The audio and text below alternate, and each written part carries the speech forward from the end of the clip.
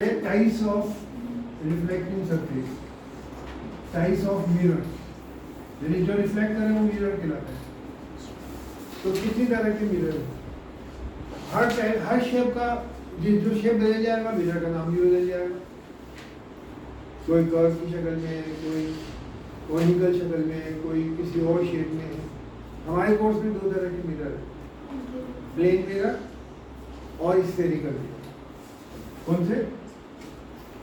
Plane mirror और दूसरा कौन सा मिरर है? Spherical mirror. ठीक है, लॉ ऑफ रिफ्लेक्शन हम करा चुके हैं, वो तो हर तरह के मिरर में अप्लाई होंगे। अभी रिफ्लेक्शन होगा चाहे किसी भी सरफेस पे हो, वो लॉ एप्लीकेबल होगा। तो ये नहीं है कि जगह होगा एक जगह नहीं होगा। रिफ्लेक्शन है तो लॉ अप्लाई होगा ही होगा, चाहे रेगुलर रिफ्लेक्शन हो चाहे इरेगुलर रिफ्लेक्शन। प्लेन मिरर किसे कहते हैं? बड़ी simple definition. A mirror whose reflecting surface is plane. The reflecting surface is plane. This is plane mirror. है ना? A polished the surface, polished and whose surface reflecting surface polished is smooth, तो सारे mirror में होती है। वो अगर plane होगी तो प्लेन मिरर कहलाएगा। And spherical mirror, if a mirror is a part of a sphere, part of a sphere किसे कहते हैं? स्फीयर फुटबॉल की शक्ल की जो ऑब्जेक्ट होता है, जो मैंने बनाया ये सर्कल है, सर्कल का नहीं, स्फीयर का, गोले का। यानी स्फीयर का जो पार्ट होगा वो स्फेरिकल मिरर कहलाता है। Mirror which is part of A sphere. अब जब हम किसी स्फीयर की सरफेस को काटते हैं, मान लो हमने काट दिया, अब ये सरफेस आ गई। अब ये जो सरफेस होती है मिरर काटते हैं, चाहे मेटल का हो, चाहे ग्लास का हो, चाहे किसी चीज का हो, वो रिफ्लेक्ट तो किसी हर हालत में करेगा थोड़ा बहुत, लेकिन पॉलिश होने के बाद रिफ्लेक्शन जो होगा वो ज्यादा होगा। तब कहेंगे रिफ्लेक्टिंग सरफेस ये है। अब जिस साइड को हम पॉलिश करेंगे वो रिफ्लेक्टिंग सरफेस बन जाएगी। सिल्वर पॉलिश, सिल्वर पॉलिश से मुराद हमारी क्या है कि सिल्वर जो होता है वो रिफ्लेक्ट ज्यादा करता है। कोई और पॉलिश करें, चमकदार सरफेस होनी चाहिए, स्मूथ होनी चाहिए, वो भी रिफ्लेक्ट करेगी। तो अब इसकी दो सरफेस है, एक इधर की साइड वाली और एक इधर वाली। ये जो साइड है अंदर की साथ धसी हुई है, ये केव की तरह है। क्या? केव, जैसे केव होती है, केव आपने देखा। अब किसी पहाड़ को, कोई पहाड़ को उभरा हुआ है, उसको कोई भी नहीं कहेगा ये केव है। जैसे कहेंगे केव, जो अंदर को गुफा जिसे कहते हैं, जो अंदर को जा रहा है, पहाड़ का वो हिस्सा जो अंदर को जा रहा है वो केव कहलाता है। ये कहलाता है ना, जैसे गुफा कहते हैं। कभी देखा कि नहीं वो कि भाई पहाड़ का हिस्सा पहाड़ को बढ़ाओ, कहेंगे जी केव है। हमारे कान जो है ना, ये केव की शक्ल में अंदर को है, लेकिन नाक जो है वो उभरी हुई है, उसको कहते हैं कॉन्वेक्स। उभरी सरफेस को क्या कहते हैं? कॉन्वेक्स। जो धसी हुई सरफेस होती है अंदर को, वो कॉनकेव कहलाती है। तो अगर हम केव वाली साइड से रिफ्लेक्शन करें, और उसका तरीका क्या होता है कि जिधर से रिफ्लेक्शन करना है उसके अपोजिट साइड पे ऐसे रफ वो बना देते हैं लाइनें, यानी ये रफ सरफेस है जिसमें रिफ्लेक्शन अंदर की साइड से हो रहा है, केव वाली साइड से। तो ये क्या कहलाएगा हमारा? क्या? Concave mirror. तो पहले आपको स्फेरिकल मिरर की डेफिनेशन समझ में आ गई। अब mirror which is a part of A sphere, जो स्फीयर से काट के बनाया गया। The mirror which is a part of a sphere is called spherical mirror. A mirror that spherical mirror whose reflecting surface is bulging inward. Bulge कहते हैं धसी हुई। The reflecting surface of the mirror is bulging inward, then it is known as concave mirror. और अब अगर हमने जो धसी हुई side थी केव वाली, उसको तो रफ बना दिया। रफ बनाने के लिए हमने इसकी लाइनिंग खींची, और जो 10 कोई लाइनिंग खींची वो प्लेन है, स्मूथ है। और जो उभरी हुई सरफेस होती है उसको क्या बोलते हैं? कॉन्वेक्स सरफेस बोलते हैं। जैसे मैंने मिसाल दी कि कान, नाक जो है वो कॉन्वेक्स है और कान जो है वो कॉनकेव होते हैं। तो ये कॉन्वेक्स सरफेस है। क्या? तो दूसरा मिरर जिसमें रिफ्लेक्टिंग सरफेस जो है वो बल्जिंग, जो बाहर को बल्ज कर रही है, बल्जिंग आउटवर्ड, वो क्या कहलाती है? इसको यूं क्या कहते हैं? The reflecting surface which is curved in, जो अंदर की तरफ कर्व है, या बल्जिंग इनसाइड या कर्व्ड इनसाइड, और the reflecting surface which is bulge outward, वो क्या कहलाती है? Convex mirror. तो हमारे कोर्स में दो तरह की मिरर है। वैसे तो मेरे मिरर का शेप बदल जाएगा, नाम भी बदल जाएगा, उसी शेप के साथ उसका नाम लिया है। लेकिन हमारी ये जो न्यूमेरिकल्स भी हैं और जो चीज़ें हैं, वो दो तरह की मिरर की है, प्लेन मिरर और एक स्फेरिकल मिरर। स्फेरिकल मिरर की दो हो गए, एक concave where the reflecting surface is curved in और bulge in, और दूसरे क्या हो गया? Left reflecting surface is bulge outward, वो convex होंगे। अब convex और concave mirror से related कुछ technical terms हैं, वो हमें सीखनी है। क्या है वो? सबसे पहले जो भी मिरर होता है, convex spherical mirror, उसका एक सेंटर होता है, ज्योमेट्रिक सेंटर। अब जरा ध्यान से समझिए ना टेक्निकल पॉइंट। मिरर से रिलेटेड जो उसका ज्योमेट्रिक सेंटर है वो उसके सरफेस पर है, उसके अंदर नहीं है, उसके बीच में नहीं है, क्योंकि रिफ्लेक्शन सरफेस से हो रहा है। अंदर से अगर आगे टकरा के आ रही है तो वो कुछ और भी प्रोसेस कर रही है। अगर जैसे एक आपने ये लिया, अब ये रे अंदर चली गई यहाँ पे, तो यहाँ जो ये जो अंदर जा रही है, तो अंदर जाते हुए भी कोई प्रोसेस हो रहा है, वो डिफरेंट प्रोसेस होते हैं। मिरर में जो रिफ्लेक्शन होता है वो उसकी सरफेस से होता है, अंदर का मटेरियल का कोई रोल नहीं होता। अगर कर्वेचर कर्व सेम है, चाहे वो चांदी का मिरर बनाया गया हो, चाहे सोने की वर्क से बनाया गया हो, चाहे गिलास के ऊपर सिल्वर पॉलिश करके बनाया गया हो, उनके सबके रेडियस सेम है, सेम रेडियस के स्फीयर से काटे गए हैं। जिस रेडियस का, जिस स्फीयर का वो हिस्सा है, उन सबके रेडियस सेम है। तो वो जो भी प्रोसेस एक करेगा वो दूसरा भी शो करेगा।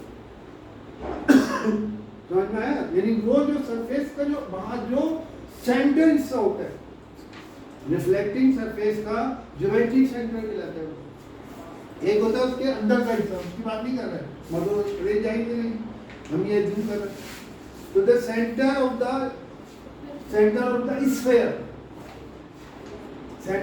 Spherical surface, not sphere, spherical surface geometric, उसको कहते हैं हम पोल। क्या बोलते हैं उसे हम? Pole. What is pole? Pole is the centre of the reflecting surface. बात समझ में आ गई? क्या नाम है उसका? जब हम लेंस पढ़ेंगे तो वहां इसी पॉइंट को जो वो अंदर के बीच में होता है, वो लेंस के बीच में कहते हैं ऑप्टिकल सेंटर। क्या बोलते हैं उसे? ऑप्टिकल सेंटर, जिसे पोल कहते हैं। पॉइंट समझ में आ गया? अब उसके आगे की आप समझ लीजिए एक बात, ये जो स्फेरिकल मिरर है, इनमें एक प्रॉपर्टी होती है कि जब इन पे बहुत सारी लाइट रेज पड़ती है जो पैरेलल है, वो एक इधर से आ रही है, तो वो उनको अपने एक्सिस के ऊपर सेंटर से वो एक पॉइंट होता है। अच्छा, इसको छोड़ो, उससे पहले एक और पॉइंट दे देते। वो जो स्फीयर है जिससे मिरर काटा गया है, उसका भी सेंटर है, geometric centre of the sphere. इसको स्फीयर का ज्योमेट्रिक सेंटर बोलेंगे, इसे बोलेंगे centre of the geometric centre of the क्या? मिरर। ये मिरर का ज्योमेट्रिक सेंटर है, सेंटर मिरर। समझ में आया? और ये जो है सेंटर, इसे क्या कहते हैं? स्फीयर का ज्योमेट्रिक सेंटर। जरा ये उठा लो।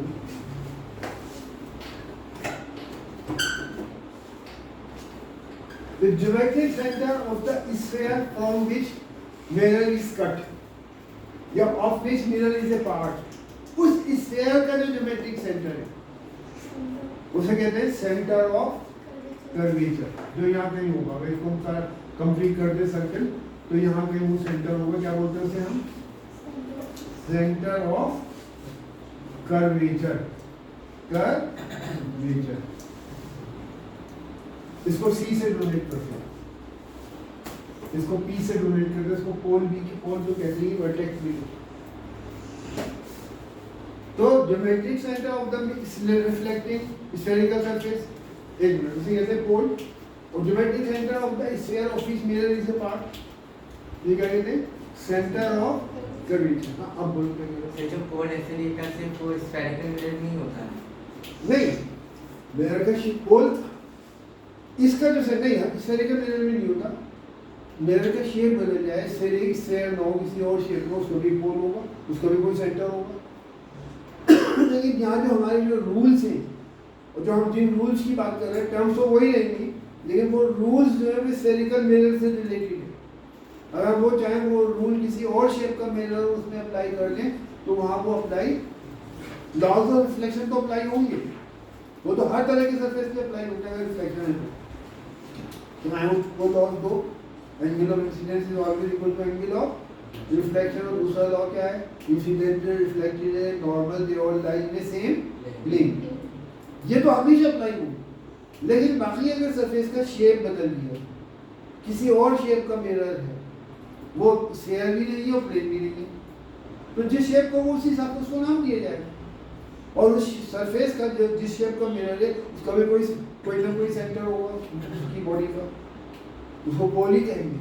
लेकिन जो रूल्स हम आपको सिखाने जा रहे हैं उसकी रे डायग्राम बनाने के लिए, वो रूल सिर्फ कहाँ लगेंगे, स्फेरिकल मिरर। समझ में आ गई? प्लेन मिरर में सिंपल रूल चलते हैं, जो लॉज, दो लॉज हैं। कौन से दो laws, angle of incidence is equal to angle of reflection, और incident and reflected normal all line के सेम, वहाँ ये दो लॉज है। ये दो लॉ यहाँ भी चलना है, ये नहीं यहाँ भी चल रहा है, तो हर जगह चलेंगे। लेकिन इसके शेप से रिलेटेड कुछ रूल्स बनाए गए वो इसलिए बनाए गए कि अगर हम इमेज बनाना चाहें या इमेज लोकेट करना चाहें कि इमेज कहाँ होगी, तो उन रूल्स को हम ध्यान में रखेंगे तो हमारे लिए लोकेशन इमेज का क्या हो जाएगा, आसान हो जाएगा। हम बनाना चाहें डायग्रामेटिकली इमेज कि इमेज कहाँ बन रही, तो वो भी आसान हो जाएगा, वो रूल्स को फॉलो करके बने। तो इसमें तीसरी जो डेफिनेशन है, एक डेफिनेशन तो हो गई centre of the mirror, geometric centre of the mirror, उसको क्या कहते हैं, पोल। एक हो गया geometric centre of the sphere, geometric centre of the sphere को क्या बोलते हैं, centre of curvature, the imaginary line passing from pole and centre of curvature. अब देखो, अगर खाली सेंटर ऑफ कर्वेचर लेते तो सर किसी भी पॉइंट को, एक पॉइंट है, एक पॉइंट से इनफाइनाइट लाइन गुजरती है, ज्योमेट्री में पढ़ा है। How many line passing from a single point, infinite. लेकिन अगर दो पॉइंट हो तो वहां से एक ही लाइन पास हो, इनफाइनाइट लाइन वहां से पास नहीं। तो अगर दो पॉइंट अपने यहाँ ले लिए, पोल ले लिया, सेंटर ऑफ कर्वेचर ले लिया, तो वो एक ही लाइन होगी जो इन दोनों से पास होगी। बाकी पोल से पास होगी, सेंटर ऑफ कर्वेचर से नहीं होगी, और सेंटर कर्वेचर से पास हो रही है तो पोल से नहीं होगी। एक सिंगल पॉइंट से इनफाइनाइट लाइन पास हो सकती है, लेकिन दो पॉइंट अगर आपसे फिक्स कर दिए तो वो एक ही लाइन पास हो। समझ में आ गई बात? तो that imaginary line which passes from pole and centre of curvature, उसको हम कहते हैं क्या, प्रिंसिपल एक्सिस। क्या बोलते हैं उसे हम, प्रिंसिपल एक्सिस। प्रिंसिपल एक्सिस इसलिए कहते हैं कि वो मेन लाइन है, वो जिसके बेसिस पे हम किन भागों को पता लगाएंगे, इमेज का पता लगाएंगे, उल्टी है सीधी, बड़ी है या छोटी, इमेज कहाँ बन रही है, आगे बन रही है, पीछे बन रही है, रियल है या वर्चुअल है। रियल कहते हैं जो एक्चुअली वहाँ पे पर्दा लगा दे तो इमेज पर्दे पे भी आ जाएगी। वर्चुअल इमेज कहते हैं जो हमें नजर तो आ रही है, लेकिन अगर पर्दा लटकाएं तो वहाँ पे इमेज पर्दे पर नहीं आएगी। और आप डेली देखते हैं वर्चुअल इमेज, कहाँ देखते हैं, प्लेन मिरर जो आप घर में देख के आते हैं, तो आपको पीछे अपनी शक्ल नजर आती है, लेकिन पीछे को पर्दा लटका है तो वो इमेज पर्दे पर नहीं आएगी। तो ऐसी इमेज जो पर्दे में नहीं आती उसे वर्चुअल कहते हैं। ये भी आगे पढ़ेंगे टाइप ऑफ इमेज। तो प्रिंसिपल एक्सिस डेफिनेशन समझ में आ गई, सेंटर ऑफ कर्वेचर समझ में आ गया। प्रिंसिपल एक्सिस क्या है? Imaginary line passing from pole and centre of उसको कहते हैं। अब आगे चलिए। अब ये जो हमारे स्फेरिकल मिरर है, इनकी एक खास बात है, ये जो इनमें दो तरह के मिरर है, एक कॉनकेव है और एक कॉन्वेक्स है ना। ये आपका कॉनकेव आ गया, ये पोल आ गया, इसका सेंटर होगा वो यहाँ पे होगा, ये सेंटर ऑफ कर्वेचर आ गया, ये लाइन क्या होगी? प्रिंसिपल एक्सिस होगी।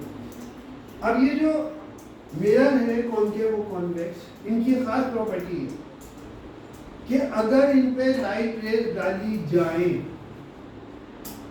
विच are parallel to principal axis, जो प्रिंसिपल एक्सिस के पैरेलल है, तो वो लाइट रेज जो है वो प्रिंसिपल एक्सिस के एक पर्टिकुलर पॉइंट पे आके मिल जाएंगी। कहाँ मिल जाएंगी? पर्टिकुलर पॉइंट पे, अगर कॉनकेव मिरर। और अगर कॉन्वेक्स मिरर है तो लगेगा इस पर्टिकुलर पॉइंट से वो सारी रेज निकल के आ रही है, कोई बल्ब लगा हुआ वहां से रेज निकल रही है। कौन सी रेज? वो क्या है? Parallel to principal axis. तो ये लॉ है कि the rays of light rays are parallel to principal axis, then in case after reflection ये रेज जो है ये एक पर्टिकुलर पॉइंट, सारी की सारी उसी पॉइंट से गुजरी मिल रही है अलग अलग जगहों पे मिरर पे, लेकिन जहां वो गुजरेगी वो एक ही पॉइंट से गुजरेगी। तो they all these rays will pass from the same point on principal axis. वो पॉइंट कहां पर होगा? सुनो ध्यान से, अगर रेज प्रिंसिपल एक्सिस के पैरेलल है तब, अगर वो पैरेलल आपस में है लेकिन प्रिंसिपल एक्सिस के पैरेलल नहीं है तो वो प्रिंसिपल फोकस पे मिलेंगी, यानी जहां फोकस है उस पॉइंट को फोकस कहते हैं, उसी में नीचे आगे कहीं मिलेगी या ऊपर मिलेगी। लेकिन अगर प्रिंसिपल एक्सिस के पैरेलल है तो वो प्रिंसिपल एक्सिस के ऊपर ही किसी पॉइंट पे मिलेगी मोस्ट ऑफ द रेज। थोड़ी सी रेज है वो तो मिरर के अंदर बहुत सी चीजें होती है, थोड़ी सी कुछ आगे भी पीछे भी मिल जाती है, तो उसकी वजह से जो है शार्पनेस पे फर्क पड़ता है। लेकिन जो प्रिंसिपल फोकस जिसे कहते हैं, यानी प्रिंसिपल फोकस कहते हैं मेन पॉइंट जहां पे सब most of the rays are joining, are meeting, are passing. Most of the light rays are passing from that. Some whatever may be the reason, बहुत से reasons हो सकते हैं, वो उस पॉइंट से नहीं गुजर रहे, जो आगे से गुजर रही है या उसके पहले से गुजर रही है। तो इसलिए इसको कहते हैं, उस पॉइंट को हम कहते हैं प्रिंसिपल क्या?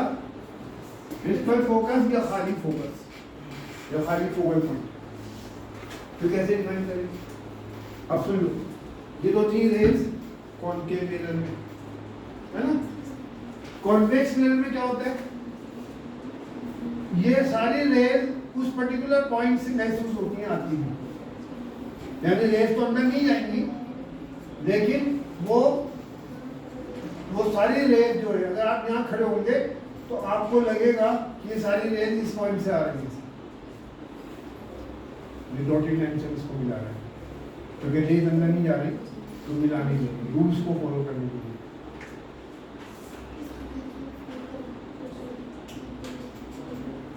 अब देखिए ये जो रेज है, कोई आदमी यहाँ खड़ा होगा तो उसको लगेगा सारी रेज यहाँ से आ रही है, लगेगा जैसे कोई बल्ब है बहुत चमकदार नजर आएगा, जबकि वहां कोई लाइट है ही नहीं, ना लाइट है ना कोई लाइट रिसोर्स है, लेकिन लगेगा इस जगह से रेज आ रही है। तो इसलिए दोनों पॉइंट को अलग अलग भी कह सकते हैं।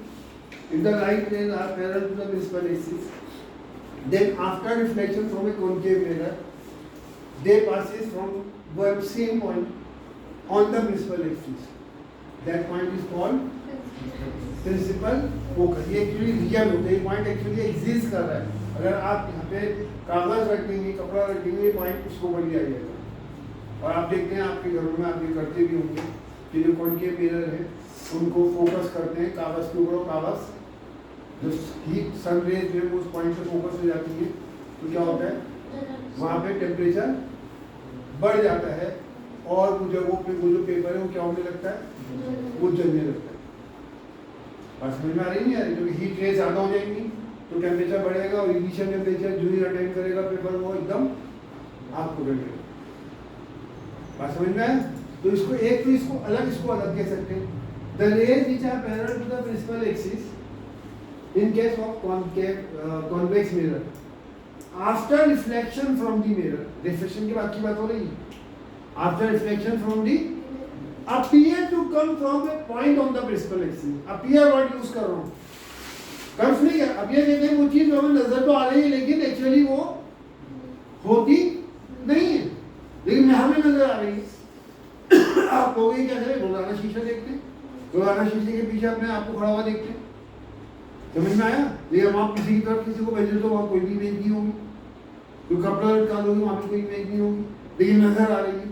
तो एक होता है एक्चुअल नजर, जहाँ पे इमेज नजर आ रही है वहाँ एक्चुअली है भी, कपड़ा लटकाओगे तो कपड़े पे आ जाएगी। और एक होता है कि नजर तो आ रही है सामने खड़े होने पे लेकिन वहाँ पे कुछ नहीं है, जो कहते हैं अपीयर के नजर आ रही, महसूस हो रही। The rays which are parallel to the principal axis after reflection from a कौन सा मिरर, कॉन्वेक्स मिरर, आगे क्या बोलेंगे, appear to come from a point on the principal axis and that point on the principal axis is known as नहीं principal focus, focus नहीं तो लंबाई को कहते हैं, इज कॉल्ड प्रिंसिपल फोकस या खाली फोकस। इसको अलग से डिफाइन कर सकते हैं। The rays which are parallel to the principal axis after reflection from a कौन सा mirror, concave mirror, appear to meet at a point on the principal axis या passes from a same point on the principal axis, that point is known as principal focus या खाली focus. ये real focus होता है, यानी इसका focus real है। अगर आपने कोई कागज रख दिया तो उसके ऊपर आ जाएगा, और अगर सन रेज है तो वो गर्म होके इतना गर्म हो जाएगा वो पॉइंट थोड़ी देर में कि वो कागज जलना शुरू हो जाएगा। तो पॉइंट किधर हो गया? अच्छा, आप दोनों को मिला के अगर डेफिनेशन बनाना चाहें वो भी बना सकते हैं। The rays which are parallel to the principal axis after reflection from a spherical mirror from a actually passes from the same point on the principal axis, actually passes, bracket में क्या लिखेंगे, in case of concave mirror, तो ये इसी mirror में होता है। और appear to pass from a point on the principal axis, ये वाला जैसा है, appear to pass from a point on actually passes concave mirror के लिए, और appear to pass from a point on this, appear to diverge कहेंगे इसे basically, technical word होता है appear to diverge from a point, diverge कहते हैं वैसे फैलती भी आ रही है, appear to diverge from a point on principal axis। In bracket में क्या लिखेंगे, in case of convex mirror, दोनों का आ गया, दोनों मिल गए, this point is known as principal focus या खाली फोकस। आप अलग अलग भी डिफाइन कर सकते हैं, और अगर आप मिला के डेफिनेशन देना चाहें तो दोनों की एक साथ भी डेफिनेशन दे सकते हैं। तो हमने आपको कॉन्वेक्स यानी जो आपका कौन सा मिरर, स्फेरिकल मिरर है, इसकी अहमियत की बातें आपको बताई कि भाई स्फेरिकल मिरर किसे कहते हैं। ये दो तरह के होते हैं, मैंने फिर बता दिया कि मिरर का शेप बदल जाए तो नाम भी स्फेरिकल मिरर जब भी करेंगे which is part of A sphere, sphere से काट के बनाएंगे। दूसरी बात ये ध्यान रखिएगा, स्फेरिकल मिरर अगर होगा तो वो चाहे आप किसी भी मटेरियल से बनाओ, किसी भी मटेरियल से, अगर उसका एरिया सेम है स्फीयर का, तो मटेरियल कोई भी हो उससे कोई मिरर की उस पर क्या नाम है, प्रोसेस पे जो भी वो प्रोसेस शो कर रहे हैं, फोकल पॉइंट है, जो भी फोकल लेंथ है वो उससे कोई फर्क नहीं पड़ेगा अगर रेडियस सेम है। लेंस में आप देखेंगे कि लेंस में जो मटेरियल होता है जहाँ से रेज पास होती है उस मटेरियल का भी असर होता है। मटेरियल जो होगा वो आप पढ़ेंगे आगे चल के, कभी ज़्यादा बेंड कर देता है रेज को, वो कभी कम बेंड करता है, तो वहाँ पे मटेरियल का भी इफेक्ट होता है। लेकिन यहाँ मटेरियल का कोई इफेक्ट क्यों नहीं? मटेरियल का इफेक्ट क्यों नहीं? नहीं भाई, बड़ी सिंपल सा आंसर है। इसलिए मटेरियल का इफेक्ट नहीं है, मटेरियल के अंदर रे जाएंगे ना, मटेरियल के अंदर रे जा ही नहीं रही है, वो जा ही नहीं रही तो आप उसको उसका इफेक्ट कैसे होगा? मान लीजिए गिलास है, उस गिलास में आपने एक वो लगा दी, कोई ट्रांसपेरेंट कोई और लगा दिया मटेरियल, अंदर अंदर कोई पानी है, कोई लिक्विड है, और उसके ऊपर एक ट्रांसपेरेंट कोई चीज़ लगा दी, अंदर कोई चीज़ ना जाए, ना अंदर से कोई बाहर आए। और जो ट्रांसपेरेंट आपने ढक्कन लगाया है, अब ऊपर से आप और पानी डाल दीजिए, आप दूध या क्या चीनी पानी में घोल के डाल दीजिए। अब वो उस गिलास के अंदर तो जा रहा है, कहाँ तक वो डालने का रास्ता है, लेकिन वो जो लिक्विड उसके नीचे है वहां तक नहीं जा रहा। उस लिक्विड का इस पानी के ऊपर कोई असर क्यों नहीं होगा? क्योंकि जो लिक्विड जो है वो वहां पहुंच ही नहीं रहा, तो बीच में रुक गया ना, वो लिक्विड जो है वो बीच में रुक गया। आप बात समझ रहे नहीं समझ रहे? जहाँ जो मटेरियल जो है, जो मटेरियल जहाँ पे रे गई नहीं अंदर, तो मटेरियल का क्या इफेक्ट होगा? रे तो सरफेस से टर्न होगी, इसलिए सरफेस किसी भी मटेरियल की बनी है, अगर रेडियस ऑफ कर्वेचर सेम है तो फोकल लेंथ भी सेम होगी, फोकल पॉइंट भी सेम होगा, सेंटर ऑफ कर्वेचर भी सेम होगा। ये बात समझ में आ गई? अब एक दो बातें बताते चलते चलते। डिस्टेंस जो आप लेंथ की बात कर रहे थे, फोकल लेंथ कहते हैं distance, distance between centre of curvature between pole and focus, यानी जो भी पॉइंट फोकल, वहां से फोकल तक का डिस्टेंस जो है उसे हम क्या कहते हैं? Focal length. क्योंकि फोकस से distance from pole to centre of curvature. अब सर्किल के अंदर, स्फीयर के अंदर, सर्किल के अंदर जो सेंटर से जो आप लाइन खींचते हैं किनारे तक, उसे क्या कहते हैं? रेडियस कहते हैं। ज्योमेट्री में कहते हैं नहीं कहते? तो यहाँ भी लफ्ज रेडियस है, वर्ड रेडियस है, लेकिन क्योंकि मिरर से रिलेटेड है तो उसे हम क्या कहेंगे? रेडियस ऑफ कर्वेचर कहते हैं। Distance from pole to the centre of curvature is called radius of curvature. एक और डेफिनेशन भी है, the radius of the sphere of which mirror is a part, यानी जिस स्फीयर का, वो जिस स्फीयर से मिरर बनाया गया उसका जो रेडियस है, वो रेडियस आप चाहे ये लो, मैं डार्क कर रहा हूँ, चाहे ये लो रेडियस और चाहे आप ये लो रेडियस, दोनों तो सेम होंगे। लेकिन सर्किल के अंदर, स्फीयर के अंदर सेंटर से किनारे तक की दूरी जो होती है, एंड सरफेस तक कितनी होती है? हर जगह सेम होती है, चाहे ये लो चाहे ये लो। तो the distance from pole to the centre of curvature is called radius of curvature. दूसरी डेफिनेशन क्या है? The radius of the sphere of which, radius of the sphere of which, वो स्फीयर जिससे मिरर काटा गया, of which mirror is a part, of which mirror is a, उसे radius of curvature कहेंगे। वो याद ना हो तो distance from pole to centre of curvature.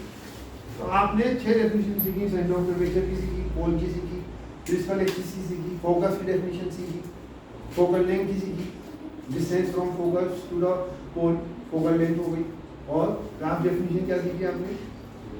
Radius of curvature. ये देखिए, मैं आपको